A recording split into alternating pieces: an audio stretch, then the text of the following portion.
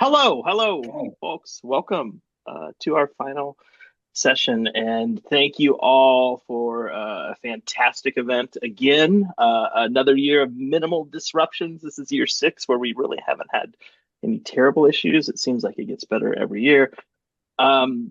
For new folks here and for returning folks, I hope you continue to notice that this has been a very friendly space to do this work. I think this is another one of those things that as folks get to know this event and come together, they realize that there's hopefully it feels very supportive. You're finding folks to work with. These are your autoethnographic and narrative allies. So I love seeing people exchanging contact information. This year, again, just to throw out some numbers, I put these on Facebook. We had 400 plus people registered, more than 100 presentations, 50 panels, 10 plus live sessions, 6 languages. We keep trying to add little things every year to balance, to work with our time and try to bring it be as inclusive and equitable as we can be. So thank you all. We're entering a final hour of celebration, and this is to highlight several of our award winners. We give awards every year. This year, we solicited nominations for 8 awards, and I'm going to share my screen for just a bit. Can you see those okay? Let's see here. Yes. Yes. Okay. Now I have lost you all. Let me see. Okay, well, never mind. That's fine. I'll stay here. Okay. Oh, no, there you are. Okay. There's a tech hiccup. Okay, so these are the awards that we ran through, that we solicited nominations for this year. We had 8 of them: Outstanding Book, Edited Book, Thesis, Dissertation, Audio Visual Award, the Goodall and Trujillo It's a Way of Life Award in Narrative Ethnography, the Ellis Bachner Autoethnography and Personal Narrative Research Award, and the 2025 Journal of Autoethnography Award. I would like to, every year, I want to thank members of the award, the reviewers of the award nominations. I do not serve on any of these committees. We have committees to do these awards. I follow their lead. They give me the input, and these awards couldn't be possible without these folks. So I just want to thank all of them for your help. We solicit a call for reviewers. We need a lot of help with the organization. And so when the new call comes out, this is often part of the call to solicit reviewers for these awards. So please participate if you're willing to do so. I'd like to now go through the award recipients. The links to most of the awardees' work are included in the program itself. So if you're asking, where can I get a copy of this, go to your program. It is linked there. Most of them are, not all of them. There are a few that I did not have links. And I've asked each awardee, after I make the award, to offer a few remarks about the work that is being recognized. After all the recipients have been recognized, we'll then open this space up for discussion, questions you might have for others. So I wanted to begin with the first 5 awards, and I want to highlight that these awards, we had 2 this year. We based off of feedback every year, we had 2 live journal sessions with journal editors asking what they expect of submissions, autoethnographic submissions. I also want to direct folks, especially new folks, to these awards and the award criteria of what is expected of good autoethnographic and narrative work. And so these awards were evaluated according to originality, creativity, accessible and well-crafted, evocative and analytical writing, engagement with lived experience such as emotion, subjectivity in the body, and contribution to the field of autoethnography and personal narrative, and practical significance and contribution to social justice. So take note of those things, because those are the criteria used to evaluate these kinds of awards. Our first award goes to, our Outstanding Book Award goes to Mike M.F. Alvarez for Unraveling an Autoethnography of Suicide and Renewal. Mike, I know you are here. I did see you. Hi, I am here. There we go. Hi. Well, hello, everyone. And hello, Tony. And thank you for all of you for being here with me today. And thanks as well to the awards committee for the work in reviewing what I imagine to be quite a number of submissions. So, Unraveling was published as part of the Routledge Writing Live series. And I'd also like to thank Carolyn Ellis, Art Bachner, and Tony for the labor of love that they pour into editing that series, which has given me and other emerging autoethnographers voice. And I especially love to thank Carolyn for opening the floodgates to autoethnography for me and for many others, because this book was completed under Carolyn's mentorship during the tail end of my postdoc years. So, a little bit about the work. So, Unraveling follows Mike Alvarez. I like to speak in the third person. Yeah, he's Mike Alvarez, a gay teenager from an immigrant Filipino family as he navigates young adulthood while struggling with past traumas, mental health struggles, and suicidality. So the book itself is divided into two parts. The first part is written from the perspective of young Mike Alvarez. It uses in the moment narration and evocative storytelling to capture Mike's descent into anxiety, paranoia, depression, and suicidality, and his subsequent bids for re-engagement for a world he's nearly forsaken. And meanwhile, the second part of the book is written from the point of view of present-day Mike Alvarez. It contains analytic chapters that consider the literary and scholarly influence on the book's form, the medicalization of distress and its deleterious consequences, as well as the ethical dilemmas that autoethnographers face when writing about the people inhabiting their life world. So I wrote this book for a variety of reasons. As a creative writer, I wanted to create a work of art that was narratively evocative and structurally sound, that displayed what one can do with language, that strikes at the heart and belly in the fewest combination of words. But simultaneously, I wanted to critique contemporary psychiatric practices and pathological notions of social and relational being. But more personally, I wanted to fuse my creative and academic sensibilities and my identities as a suicide attempt survivor and a critical suicide studies scholar. These are identities that I feel are typically split in the academy. And I wanted to create a work that honored both sides of that split, and autoethnography allowed me to do that. So have been some takeaways in writing this book for me that I think might be helpful to other autoethnographers and writers. And first is that in the first draft, the draft that's for one's eyes only, I've been giving the advice to treat the page as a therapist's office and basically say whatever you want, however you want to say it, because you can always say things differently or omit things later prior to publication and with sharing with others. Another takeaway for me is the importance of form. And the subject of form has come up many times during this conference, and I think Laurel said it best when she remarked that the writing style of her upcoming book mirrored her own journey through recovery. But Ron Pelias also noted in his session today that the architecture of a book or piece doesn't immediately make itself known. So you kind of have to trust the process, write things down first, and think about the structure later. When I initially wrote the vignettes that make up Unraveling, I wrote them in no particular order. I had no idea what they would eventuate into. But the more I wrote, the clearer the overall structure became. And related to that, every story has a beginning, middle, and end, but those do not have to be told in that order necessarily. And final takeaway for me is to read widely. This has also been expressed in the conference in many sessions.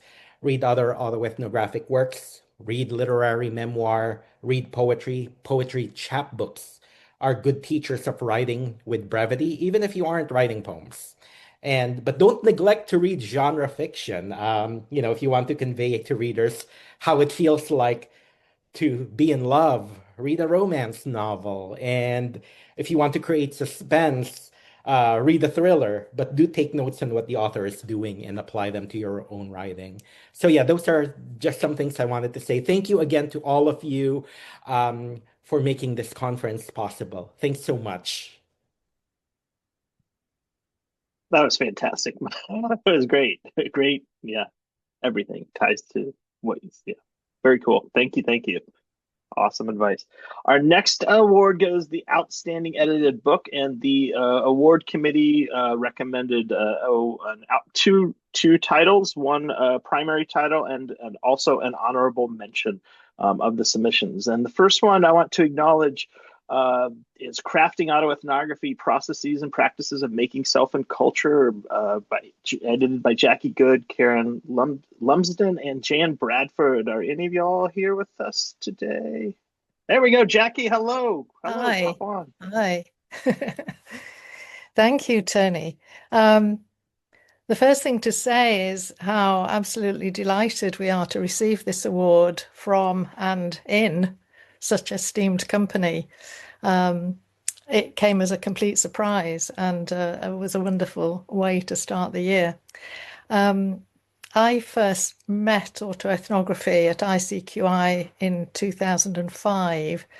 And even though I'd been for many years a qualitative researcher, doing lots of interviewing of people, I came away confused, disturbed, stimulated, and excited. It's not a bad mixture, is it, really? Since then, as is evident from this amazing IAANI programme, autoethnography has become an incredibly rich and flourishing field internationally. And that was really the impetus behind the book. While I'm a sociologist and my medium is writing, I was fascinated by the spread of autoethnography as a research method across practice disciplines. Fascinated by the way others used their practices, like the drawing, photography, collage, drama, textiles, composing, museum curating, and walking that feature in the book, the way they use those methods and media to make their autoethnographic artifacts. So the aim of the book was to have readers gain an insight into processes of making something, of crafting something autoethnographic. And that's the best reason I know for editing a book, because you yourself want to learn and to gain new insights from your interdisciplinary colleagues. And the next best reason was the excuse to work with my fantastic co-editors, Karen and Jan. Karen, unfortunately, can't be here this evening, but Jan is. So with thanks again to you, Tony, to the panel who were judging and evaluating. Thank you so much. And over to Jan for a few words. Thanks, Jackie, and to everybody who recommended the book. It's just amazing. It was fantastic, wonderful news at the beginning of the year. As Jackie said, it was really unexpected. I think one of the questions that you sent over, Tony, was, how it's been received in the world. And that's like some recognition, and the contributors to the book who did such an amazing job. It's just wonderful. I think there was two things I was going to say. I said to Jackie in advance. So one is it's International Women's Day.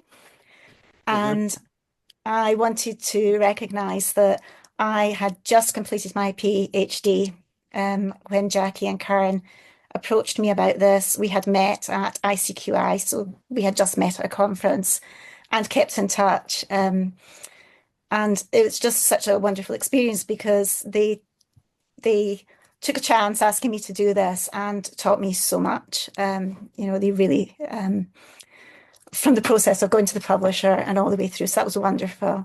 And the second thing was I really struggled to create a chapter in that book because I couldn't distance myself at that point from how I had put together my PhD, how I had done something autoethnographic. I couldn't talk about the crafting and editing the chapters in the book where the contributors were doing that. It is so difficult what they did when they talk about their processes. And it is, as Jackie said, what everybody wants to know. It's the first thing. How do I do it? How do other people do it? There's so many different ways.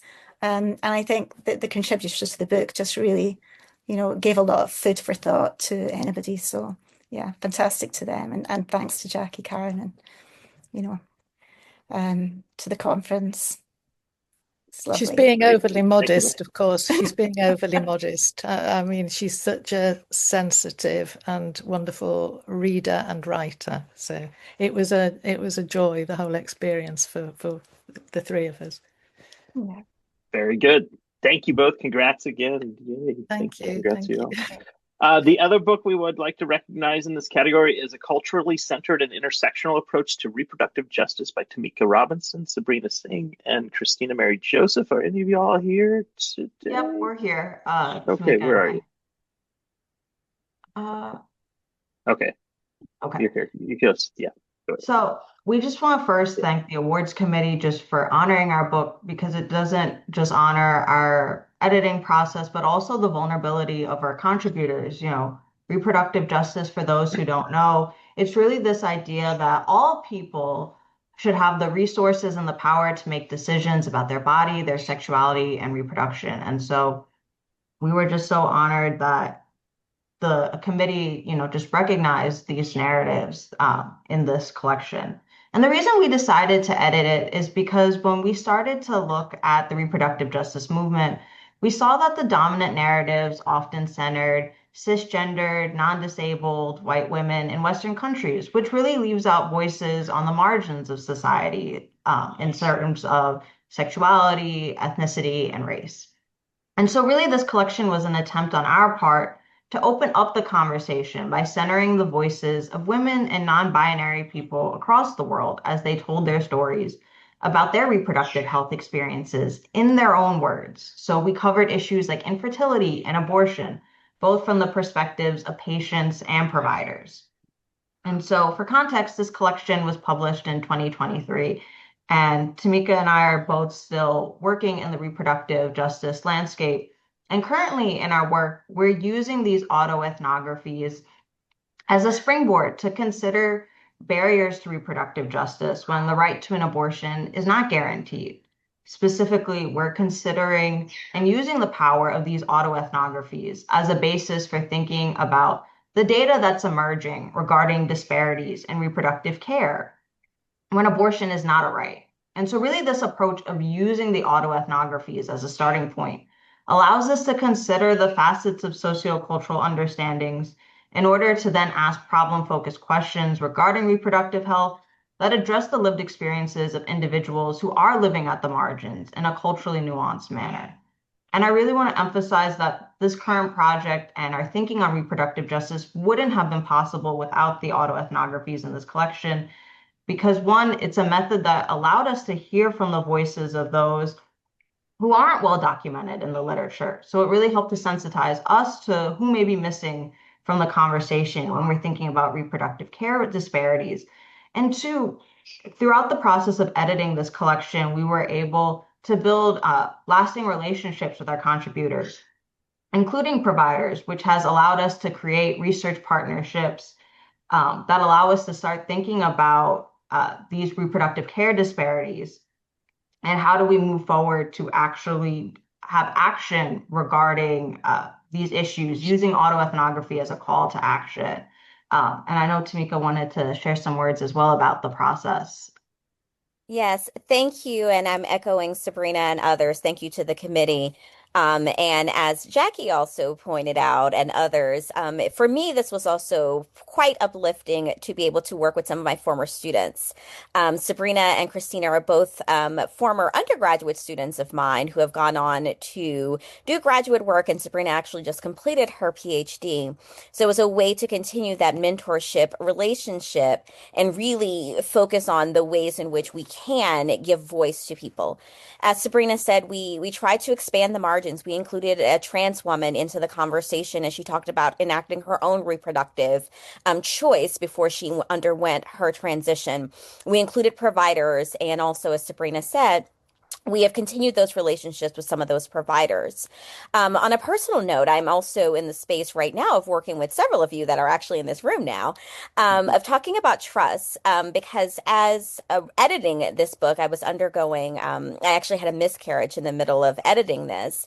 And when I decide to share in what audiences and trust that has to be there, and when I share my story and how writing in this space and also recognizing that in my home state of Louisiana, the D&C procedure that I had to have after my miscarriage is actually outlawed. So really thinking and turning the reflection back to us, not just giving space to others, but also recognizing how this is also empowering to us. And as others have said, we stand on the shoulders of giants of really getting into this work. And Carolyn Ellis is definitely one of those people who I've been engaging with your work since graduate school. So thank you all for this opportunity, and I look forward to hearing more from others. Congratulations. Yeah, really great works.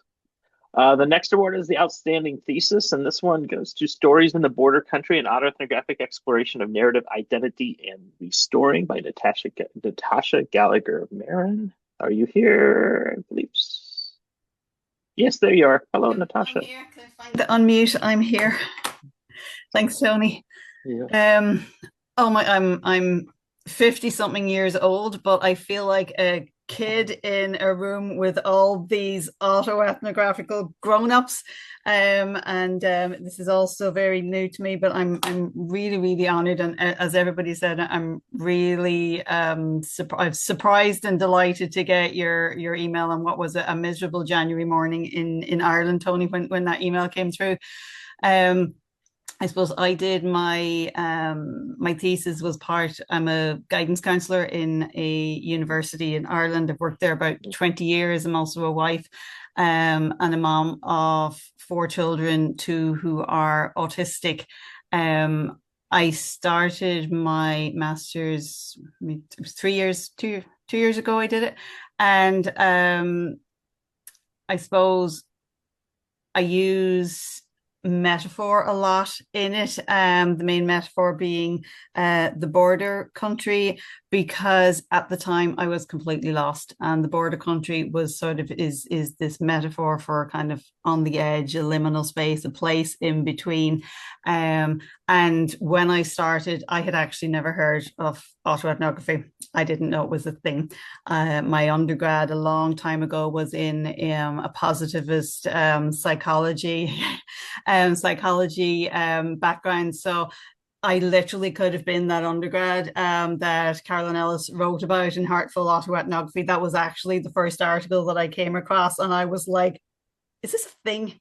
Oh my God, this is quite recently. So I'm extremely late to the party, and this book, Evocative Autoethnography has a lot of used pages in it. But as soon as I arrived in autoethnography, I felt that I was at home. And I know that's been said in some of the sessions today, and where I really felt I felt that I had no voice in my career, in my parenting journey. A lot of the thesis is around how sad and unhelpful society and the education and the health system is in Ireland and most places for, parenting neurodivergent children and getting the support that they need. And that otherness, that not quite acceptableness that they are. And I suppose in some ways autoethnography is a representation of that, because coming from my background, it was like, well, it's not quite real, is it? It's the other science is real, the other science is typical, and this is different. So I felt at home straight away, and I started using it as a way to give voice to my stories. So the thesis is actually a story of me writing my stories. So I asked the other Tashas, the other me, to send me something from our life, a poem, a story, a clip from a TV show, an image, anything that they wanted to be revisited and to have me hear. I gathered them all together and I said, well, okay, let's see what we have to say. What are the stories that came back and I had hashtags for different songs that we had a Spotify playlist. And we looked at everything that we told us. And in the context of that, I created a graphic. I didn't call it Google Maps in the thesis because I didn't want to put the word in it. But if you could imagine Google Maps where you can change the track and you can jump from one to the other, the dominant track over, our lives can change through, big and small, bad, happy, sad circumstances. And I realized that the dominant story I had was the warrior parent. It was dark and it was sad and it didn't serve me well. So I had to find a more positive, in my case, spiritual, Christian fueled, authentic me that got me back on track. And it was in the discovering of that I realized I actually have a voice and I have things to say, but the things that I say show what life is like in Ireland. And hopefully the things that I say will help all the other moms and parents like me. The parenting story is dominant a lot, but now it's not so dark because I know what currency to trade in. I suppose in Ireland, autoethnography is still not within my sphere. It's not really the norm. It's still a little bit, kind of out there. So it's lovely to be in this group where it's kind of accepted and acknowledged, because outside of my immediate academic circle, nobody really still gets what it is. But I did love what Andrew said today, just in the, in terms of the writing it, that bit about, from the story comes the theory, because that was really, if there was a takeaway kind of going forward, that's what I did. I was compelled to write these stories. They had to be heard, particularly that warrior woman. Nobody was listening to her and she had to be heard. So I wrote all the stories, and from the story, I found the theories that went with it, the theories that gave weight to the stories, but it was the lived, embodied stories that, filled up the space, and then the theory that led them out into that more scholarly piece. So it's really, really this autoethnography is really kind of where I found myself again. So thank you to everybody, particularly to Carolyn and Art, because it was really their work that sort of inspired me and that I built everything on. So I'm really very honored to be part of this community, even in a small way. And thank you so much for acknowledging the thesis. It means really a lot. Awesome. Welcome to the party. Yeah. Thank you. So the next award is an Outstanding Dissertation Award, and this year it goes to Living Trauma, Containers for Healing, Justice, Transformation, and Collective Liberation, an Autoethnographic Expressive Arts-Based Investigation with White Settler Family Members by Amanda K. Gross. Amanda is here. Yes. Hello, Amanda. Hi. Thank you. Greetings, everyone. I've really appreciated listening and learning more about y'all's work this evening. So thank you so much for sharing. And I'm honored and appreciate the award. I want to also thank my mom, who is here in the room tonight and has been a huge part of this journey. I also didn't know what autoethnography was. And when I entered my doctoral studies, I was stuck after about 4 or 5 years of working on a manuscript called White Women Get Ready, How Healing Post-Traumatic Mistress Syndrome Leads to Anti-Racist Change. And so Dr. Christine Brooks let me know that what I was doing, which I was describing as part memoir, part history, part cultural commentary, actually had a container of sorts. And that really, really supported me both being able to finish the work and then also the dissertation itself. So I was looking at how arts and culture can support and sustain white settlers in long-term engagement with anti-racism and decolonization efforts. And I did that work with my family members about what I had written in the draft of my book about them. So it's like layers, and I was really looking at, what are those containers? How can arts and expressive arts-based methods really support entering into those difficult conversations?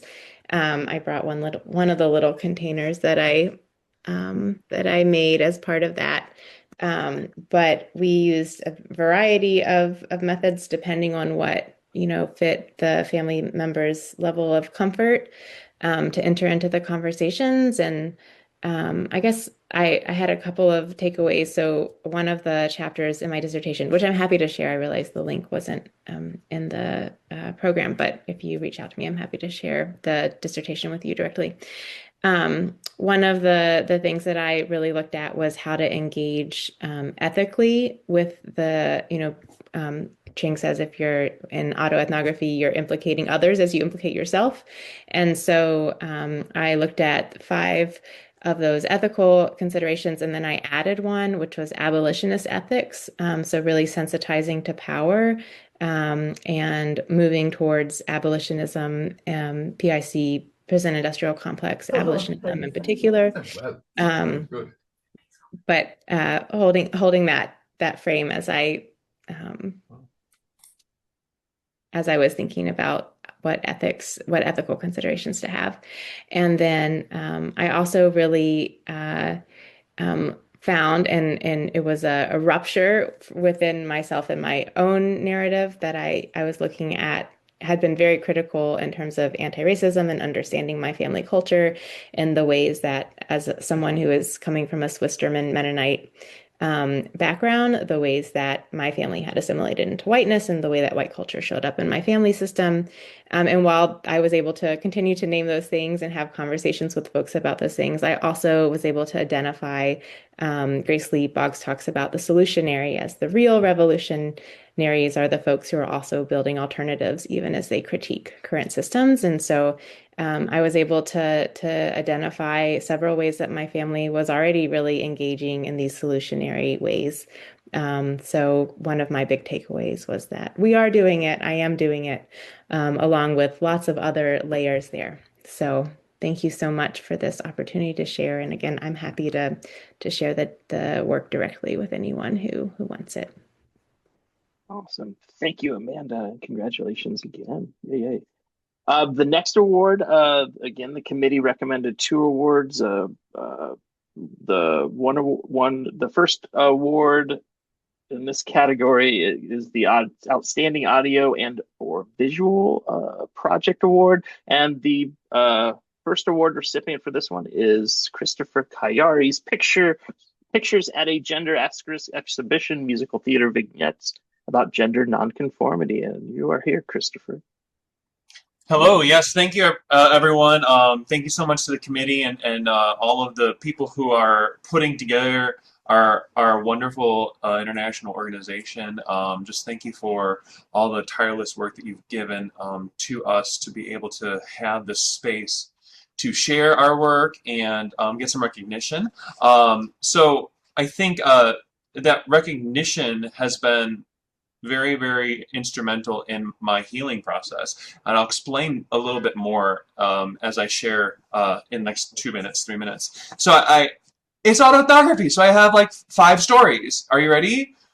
2022, February, 2 weeks before everything closed down, I had the wonderful honor of being able to perform with Trans Singing Voices Cabaret in Chicago, and I finally got to sing for the first time ever an Elphaba song from Wicked on stage in a major city, and it was amazing. And I watched the entire second row bawling their eyes out as I'm singing I'm Not That Girl, and it was something I knew I had to continue doing.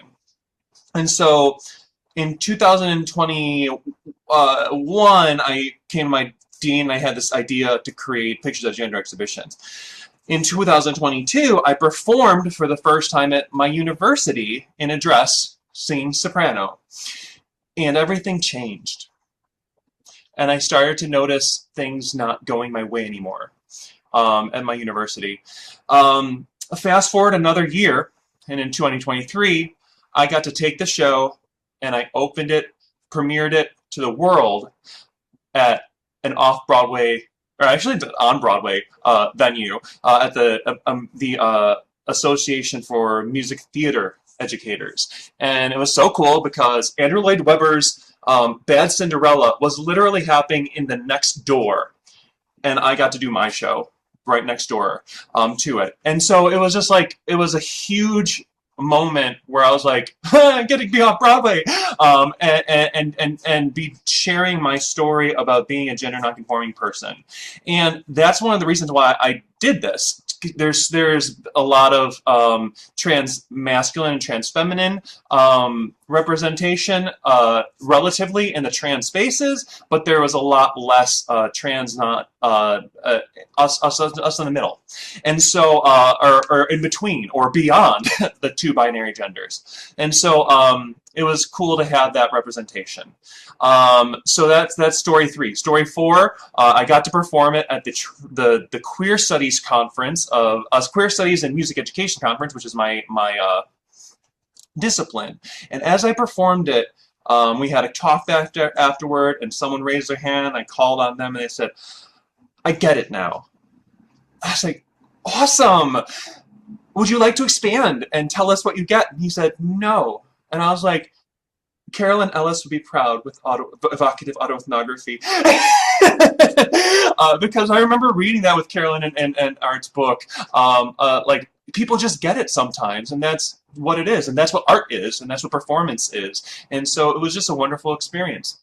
And then later that year in 2025, I reported my university for transphobia, and nothing came of it. What a shock. But 2 weeks ago, I was in Canada performing the show again. And it was weird revisiting it and knowing what I like going through my life. And so one of the interesting things is that I utilize Tammy Spry's body paper stage a lot. And I have been really playing with this idea that it's not just body paper stage. It's back and forth when you're performing autoethnography. And I never say the words the same. And so that's one of the cool things that I just want to share about performance-based autoethnography, that every time you get, like sometimes when we write things, it's gone. It's done. We put it away. And the temporality of music and theater, it's different because it has to happen.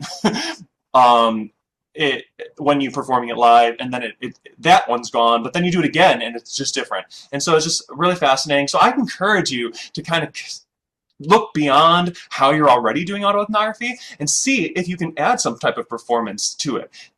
If you don't want to sing, that's fine, but you can also recite poetry. You can recite prose. What happens when you memorize your paper and then give that, and how that might change. So just food for thought as we move all together into the next eras of autoethnography. Awesome. Thank you, Christopher. Congrats again. The committee also wanted to recognize another work, Filming Madness, Institutions, Individuals, and Ethical Considerations by Hande Kayer. I know Hande's here. Where are you? Hello. Yeah. Hi. Hello. Thank you so much. For the past 5 years, I have been conducting this research in the UK. It's about working alongside people facing mental health challenges and co-creating films to tell their stories from their perspectives. My goal was to combat stigma and open space for self-representation. Also, someone in my family has been struggling with serious mental health issues for years, and it has affected me deeply. I thought that helping people outside my own circle would be easier, but as it turns out, that wasn't easy either. The process of this project easily ranks in the top 3 on my trauma list. I'm still exercising some self-censorship, but I want to share a few reflections with you. Supervisors are just human beings, not always role models. Academia is so much bigger than our department. Funders often expect you not to be critical of them. Researchers can be more vulnerable than their participants. The higher education industry loves words like co-production, solidarity, and activism But at times, these things just aren't happening in reality. In this project, the harm was caused by those in power, not by those living with schizophrenia. I have learned to check my own assumptions. I once doubted if someone with schizophrenia could write scholarly articles. Indeed, they absolutely can. Language hurts. I no longer say bipolar disorder. I follow the drop the disorder movement. And I choose to use die by suicide instead of commit suicide, as the term commit is rooted in criminal language. Ironically, some people unaware of this distinction try to correct my English, assuming I'm making a mistake. My crying, people-pleasing, and justice-focused identities were my challenges, but they also protected me. At one point, someone in power told me I should only write facts. Some institutions are really messed up, yet I was a part of them. I have even had moments where I realized I could potentially become like the very people I was criticizing. My work fights against the way media often glorifies or silences people with invisible disabilities.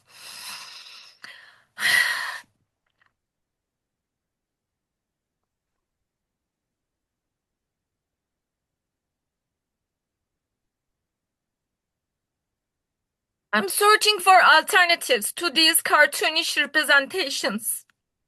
I hope this audiovisual project makes the experience feel evocative. I especially hope this work can contribute to making neurodivergent folks feel seen, supported, and respected. Throughout this journey, the support of my autoethnography community has meant more than I can express. One of you once told me, use your anger. Another reminded me they don't want to rock the boat. And one simply said, I'm proud of you. I carry those moments with me. Thank you. Thank you. Beautiful. Thank you. Yeah, this is, yeah. Thank you, Ande. Our next award is, is the Goodall and Trujillo It's a Way of Life Award in Narrative Ethnography, and I'd like to turn this one over to Christopher Poulos. It should be the 2025 award. So. Hi, everybody. I hate to follow that. That was beautiful, Hande. Right about now, 25 years ago, I got a phone call from Bud Goodall offering me the job that I hold today. He was the chair of my department at the University of North Carolina in Greensboro, and he hired me as an assistant professor, and I started in the fall of 2001. I tell that because my life has been infused with the legacy of Bud Goodall ever since, not just because I had met him through his writing, but because he became a mentor and a dear friend. And I still sit at the desk that he sat at when I was hired into my assistant professor job back in 2001 in the very office he occupied. As an ongoing, I'm not sure if it was a joke or a legacy or what it was, but the truth is he's the only person I've had for whom I still get correspondence many years after they died. Last week I got an email addressed Dear Dr. Goodall. I think what he did was he just changed when he was dying of pancreatic cancer in 2012. He changed his email address to mine and named me his posthumous editor for all his works that were in the pipeline at the time. But he did not tell me that he did this. So it was a little bit eerie that I got those requests for several months to be the editor of somebody else's work. But so sadly, in 2012, in August of 2012, Bud died. And following briefly after that is dear friend and colleague Nick Trujillo and our friend, both of whom were pioneers in ethnography and new ethnography and autoethnography. Nick died very suddenly at a young age. And so some people got together and started this award to honor their legacy and to continue the tradition that they were calling on us to do, in Bud's words, engage a fully dialogic and transformational vision aimed at evolving us to a higher state of scholarly consciousness. And I think that if they were still here with us, they would be here with us at this moment today, at this conference, because this is exactly what Tony and all the organizers have done with IAANI and ISAN, is exactly what they were calling for back in those days. I'm lucky to have called them my friends and colleagues and co-authors. And I just want to say, I hope people will nominate people for this award. If you win this award, you're in good company. Keith Barry has won this award. Art Bachner has won this award. Robin Boylorn has won this award. Tasha Dunn has won this award. Quite a few good people. And I'll just say this, the next one, this one is every other year we do either articles and alternative works, and then the following year we do books. And so the next one will be for books written in the last couple of years. But this year's award, did you want me to tell this part, Tony? Mm-hmm. Yeah, this year's award goes to Desiree Rowe. If you haven't seen her, I don't think the link was in the program, but I have the link if people want it. And Desiree's here too, Wave 11222. And I think Desiree, congratulations. It's a wonderful piece, and it's a performance piece. So, Desiree, did you want to say something?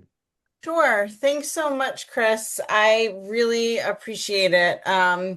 Thanks to you, the committee, and this organization.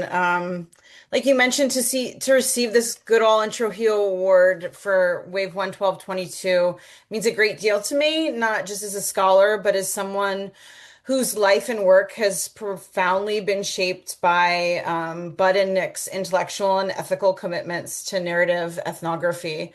I first encountered the work of Bud and Nick as a grad student at ASU, and their writing and Bud's mentorship at ASU changed the way I understood scholarship. Their work insisted that research should be rigorous and vulnerable at the same time, that telling the truth about culture sometimes requires telling the truth about ourselves within it. And that idea, articulated so beautifully in writing the new ethnography, has guided my work ever since. This performance in particular, Wave 11222, is a tight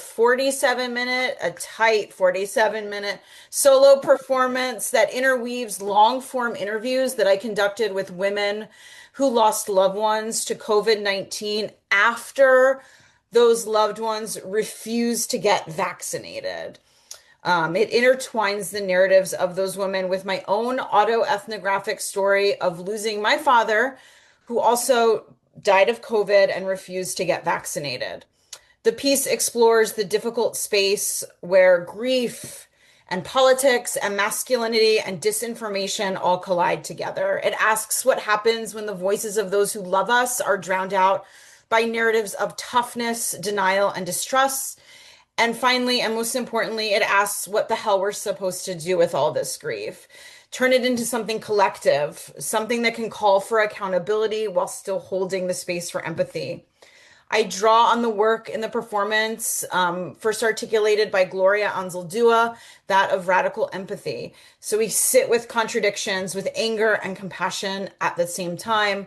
The voices in the performance belong to women who shared their stories with extraordinary courage and a profound, deeply held sense of activism.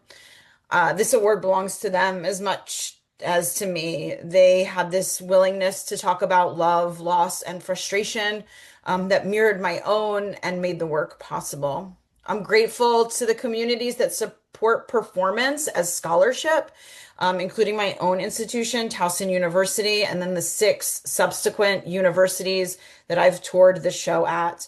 These audiences were willing to engage with difficult conversations about COVID and our continued vaccine denialism in the United States, the grief that engenders, and the responsibility we all have. Each performance reminds me that narrative ethnography is not just a method, it's a it's a relational practice. Goodall and Trujillo taught us much more than just observing culture. It's about living within it and speaking honestly about what we find there. Sometimes that honesty is painful, sometimes it's political, often it is both, but it is always necessary. I am so honored to be added to the list of recipients, and I hope that my performance contributes in a really small way to the tradition that they help build, where narrative really is a way of life. Thank you all so much. Happy to share the link. Great It work, guys. really is a beautifully layered piece of work, and I hope you get a chance to watch it. Thank you. This one should also be, we have our next work. Hope folks are getting the sense of the kind of work you can do. I mean, feels like an emotional roller coaster with each one of these. This one is also a 2025 award, and this is the Ellis Bachner Autoethnography and Personal Narrative Research Award. This award was initially had roots in ICQI and the ethnography division of NCA, but we took this on this year. This award recognizes an outstanding published article or book chapter in autoethnography and personal narrative research. Nominations should be for works that advance, reflect, and or expand perspectives on autoethnography and or personal narrative in the spirit of Ellis and Bachner's scholarship. Submitted works will be evaluated in terms of the following criteria: originality, creativity, and quality of narration, evocative writing, engagement with human emotionality and subjectivity, and significance of contribution to the field and or to social justice. The recipient of this award this year goes to Economies of Misery, Success and Surplus in the Research University by Brian McCann. Brian is not able to be with us today, but this article is linked in the program. It's a really, really fantastic work. So congratulations, Brian, for this work.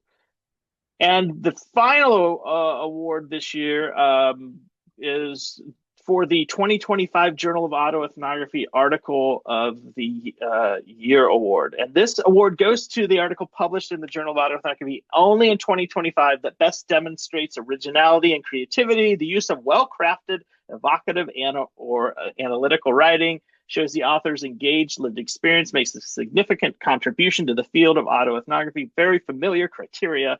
I appreciate this award every year because you never know what the committee will choose, and the authors often do not recognize that realize that they're being considered for this award. This past year, we had 39 original unsolicited research articles. That means articles that the editors had no control of. They were just submitted to us that were eligible for this award. We had a 3-member review committee who were all members of the journal's editorial board undergo 2 rounds of review for this award. The first round narrowed the 39 articles to the top 3 to 5 articles. The second round determined the top article. But this year, after the first round, the committee unanimously ranked 2 top articles. I asked the committee to select a single winner. The committee couldn't, and they pushed back and refused to determine one recipient. So each member made a compelling case for 2 articles and why each was exceptional and deserving of recognition, and they both are absolutely exceptional and deserving of recognition. And the first one I want to recognize is the eulogy as spiritual autoethnography, Carolyn Ellis.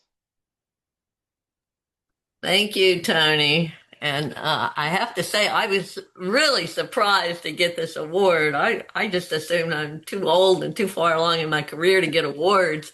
But it was amazing how pleased I was to get this award. I think, it said to me that, hey, I can still write things that people want to read. So that felt really good. So this piece came about because I found myself a few years ago writing 3 eulogies in a very short period of time. And they were for 3 different people, of course, and in very different contexts. One was for my brother, and the eulogy that I gave took place in my hometown church, a small Lutheran church, very traditional. The second one took place in a Jewish synagogue in an urban area. And the third one that was for a survivor of the Holocaust that I had worked with for 9 years.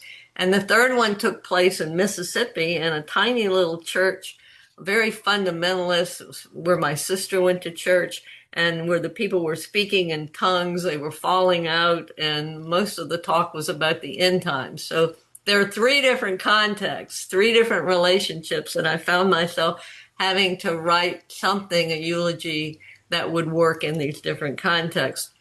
So I ended up writing this piece with putting the 3 eulogies in the piece, and then wrote the history of the relationship to each person, and also my relationship to the setting, and then the content, and then the responses that these eulogies had gotten from people. But as I was writing these autoethnographies and reflecting on them later, these eulogies, I realized that I was writing autoethnography and ethnography, and that was informing my writing. And there were very similar purposes to writing eulogies for me and writing autoethnography. For example, I used it to bring solace to myself. I used it to speak to those in my circle and outside my circle. I tried to write emotionally in a way that would connect with the people who were listening to this eulogy. And I also used it to explore end of life and eulogy as a way of coping with loss. So a lot of similarities, but there were quite a few differences. For one, when you write a eulogy, you tend to emphasize only the positive rather than trying to be truthful, as I always try to be in an autoethnography. It's not that I wasn't being truthful, it's just that you want to emphasize the positive. You don't want to get up and say all these negative things about the person who just died. But you can't go overboard with that, because if you go overboard, you then are not a reliable narrator, and people will start to question what you're saying, just as they might in an autoethnography. Second, the difference was I wanted to leave grievers who were listening to me, I wanted to leave them feeling good. I wanted them to feel that I was paying tribute and that they were paying tribute along with me. Rather than in an autoethnography, I often like to leave the reader with questions that are raised, and I like to leave them a little bit unsettled, and I didn't want to do that in the eulogy. But in both, whether it's a eulogy or an autoethnography, I wanted to get the audience members to identify with what I was saying, to think about their feelings, and I wanted to open up conversation with them and among them. But now think about the different audiences at these events and trying to reach each one of them. I'm pretty much, as far as traditional religion is concerned, an agnostic. And so, but I didn't want to say anything that might offend people. I wanted to try to speak their language, but I also didn't want to violate my own values as I was talking. So it really was, I had to think carefully about how I did this and what I said. So then at the end of this piece, I do suggest that we as academics might learn from studying eulogies, and that we can bring compassion and emotional meaning, often connected to spiritual concerns, to our lives and to our work as autoethnographers. So that's, in essence, the piece. Beautiful job, Carolyn. Thank you. Our second recipient of the article of the year is Nothing Happened, an Autoethnography of Non-Events and Screaming Resistance by Elizabeth M. Lozano. Congratulations, Ella. I know you are here with us. Where are you? There you are. Okay. Well. Yeah. Thank you so much. I am so excited to be here and so grateful. So grateful to the Journal of Autoethnography, to you, Tony, for the class I took with you 2 years ago, summer course on autoethnography, which is fantastic. Strong recommend if you have not taken it. And absolutely humbled by the beauty and poignancy of the reviewers and the presenters and all of the winners that we have heard from today. Really, really humbling. And so let me speak a little bit about this article. This is a critical autoethnography that ponders the significance of 4 transformative turning points in my life that took place in Colombia over the span of 35 years. The first one of these events happened when I was 19, and a motorcyclist threatened to rape or kill me in a sugarcane plantation. I was saved because I screamed, really screamed, and ran very fast. The second one happened 2 decades later when I was invited to give a workshop on women and violence in Colombia. I whispered to a semiotician who invited me the story of the motorcyclist in the sugarcane field. He listened attentively. When I finished, he looked at me surprised, very puzzled. But nothing happened, he said. He, as a semiotician, will know if something happened or not. These 2 moments, separated by decades, frame 2 decisive turning points in my life. One was marked by fear, pain, and trauma, and the other was marked by silencing and disciplining me into that silence. 2 sides of the same coin. Over a decade later, 2 men attacked me and tried to rob me in Colombia. Maybe more, but I do not know that. I screamed and I fought back and I resisted. They were caught. And when they were caught, they very annoyingly looked at me and said, "Shut up, nothing happened." It is to make sense of these experiences and thousands of others that I know exist across many geographies that I wrote this autoethnography. And it did not happen overnight. I had performed it in Spanish and in English. I have written it at certain moments in my life because it meant to make sense of what happened. But now what happened to me? What happened to us? What happened in all of those instances when things that change our lives and maybe destroy lives did not happen? Nothing happened. So based on this analysis of instances across time, I propose the concept of non-events as normalized and invisibilized incidents of violence that have been neutralized by practices of oppression, subordination, or silencing, and dismissed as trivial, even when they transform or destroy lives. I also identify nothing happened as a revelatory phrase, a key phrase that limits discourse, disciplines the subject, and condemns lived experience to non-existence. And it also condemns not only what the subject will remember as violent, but also that which is non-violent, which is also seen as banal. And finally, I refer to and identify the scream as a tool of resistance to subjection. In my case, one that saved my life and has saved my life at least 5 times, but also collectively in front of witnesses as a tool of nonviolent resistance that can stop silence and stop the pretense of it not happening. In doing this, I propose practicing an autoethnographic scream that can help resignify everyday experience and resist practices of oppression, subordination, or silencing. I call on myself and others as autoethnographers to scream and to refuse to accept as normal that which is aggressive and violent. Thank you. And if I have a moment, maybe I do have a moment, I think. Wow. I would say that as I'm reflecting on this piece, I resonate with many others that have spoken. And my experience or my suggestion to others is to let it simmer. I could have written this piece as that moment in the sugar cane where I was saved by my screaming. But then somebody framed this and made sense of it by calling it nothing happened.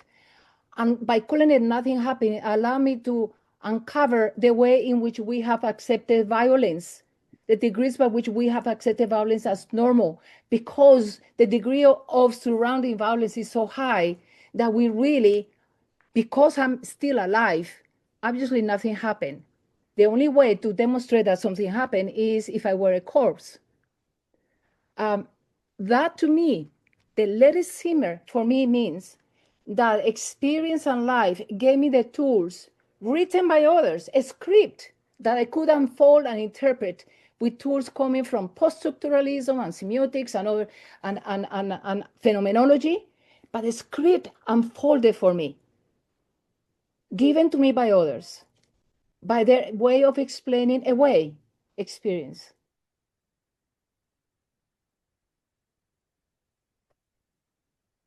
And one of the responses to this has been Maggie approached me, Maggie Berg, who is here, and suggested that we do a book on non-events, an edited book on non-events, and she just posted it.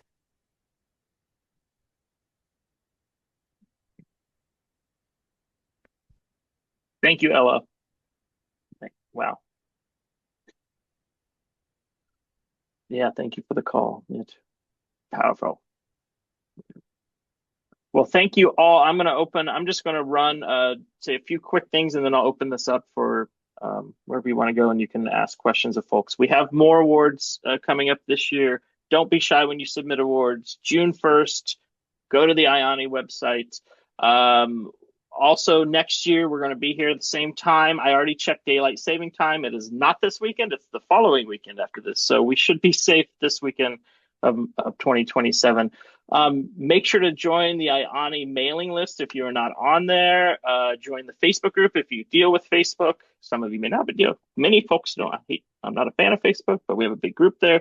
There's also a small Blue Sky account that's slowly growing. But so I'm going to stop sharing, open it up to everybody, and just thank everybody for a wonderful event, and congratulations again to all of our awardees. Again, if you're new here, you just in the past hour, you just saw just some phenomenal work. So thank you all.